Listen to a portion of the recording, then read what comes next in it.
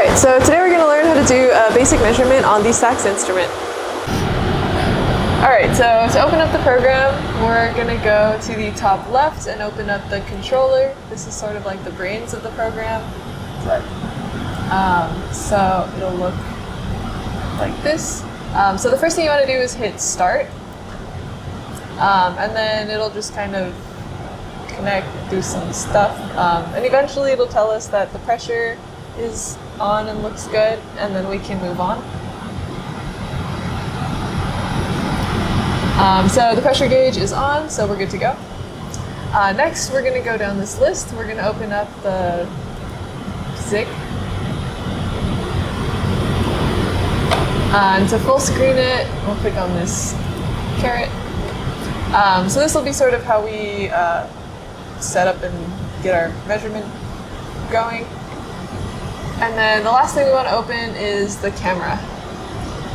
So the camera will give us a view of where the sample area is, and then also give us a camera view of the inside of the chamber. So right off the bat, the first thing we want to do is we're going to click on vent, and then we can go ahead and load up our sample.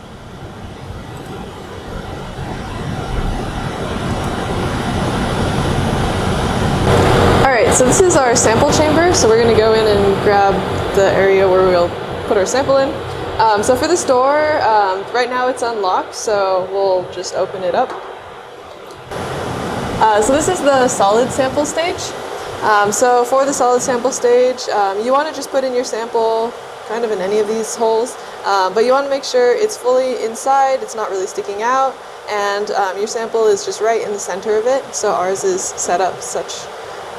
Over here we've got a few different sample stages for if you have gels or powders or capillaries, but if you want to use any of these, please speak with one of our trainers like Randa or Ricardo, and they can help you with setting up your sample. And then these have a specific orientation on the bottom, so just make sure you stick it in the way that it should go in and fit nice and snug. And then from there we're going to close the door. And then to lock the door, we're just going to lock it, pull it upward, and now we're all set to go.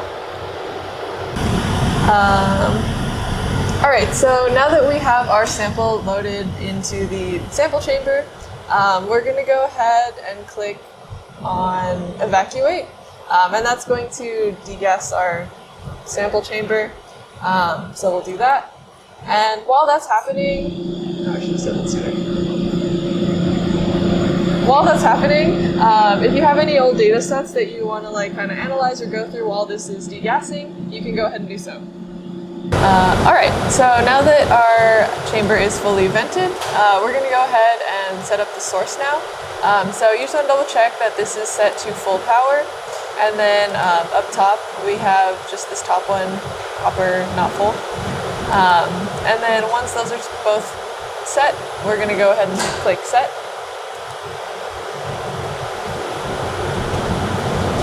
Alright, so this is a view of our sample stage now. So the first thing we want to do is we're going to click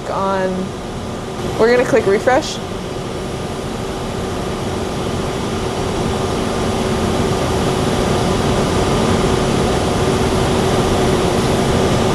Alright, so now that we've clicked refresh, we're going to go ahead and click the sample we had. So I believe we put ours in B2, so we're going to click on that. And then we're going to click Go To.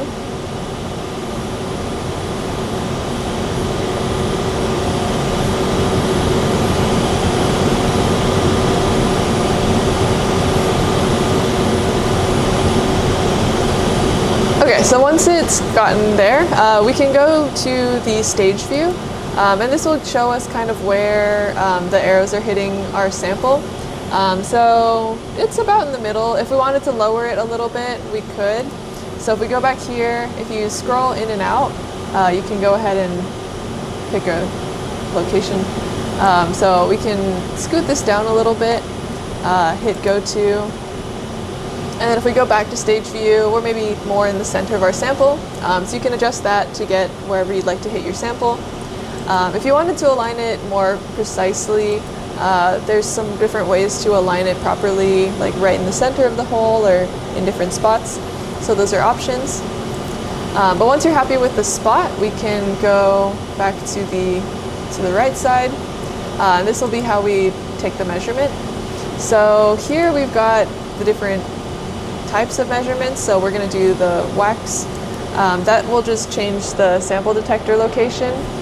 And for configuration, this just adjusts the beam size. So you can select whichever one you like, and we'll go ahead and click set.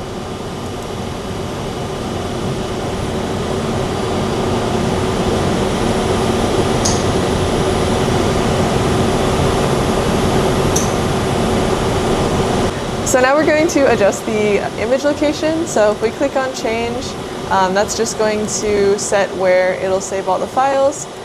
So you can go ahead and do that, name it something. We'll click set.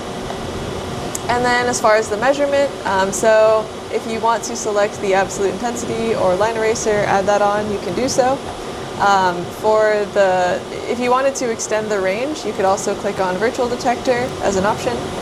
And then just for your measurement, this can adjust the time.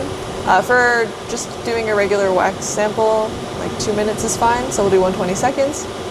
And if everything looks good, we're going to go ahead and click measure. Alright, so now that we've done our measurement, on the Xeuss Live you can see nice little data points over here.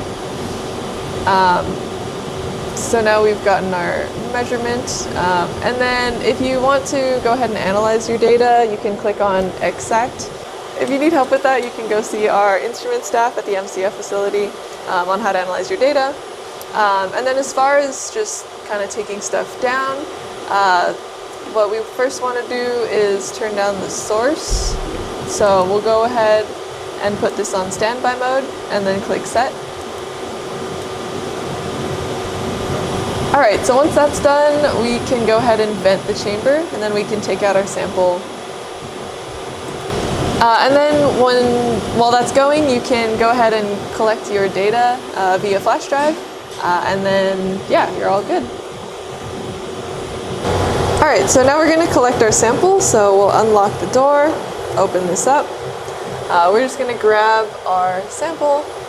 And then we'll just want to like remove the sample and all that stuff. And then we just want to put just some sort of a clean sample holder back in here. So that's good.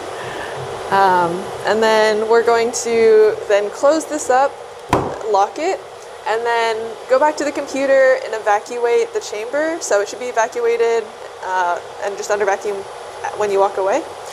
Collect your sample, and then you're all good.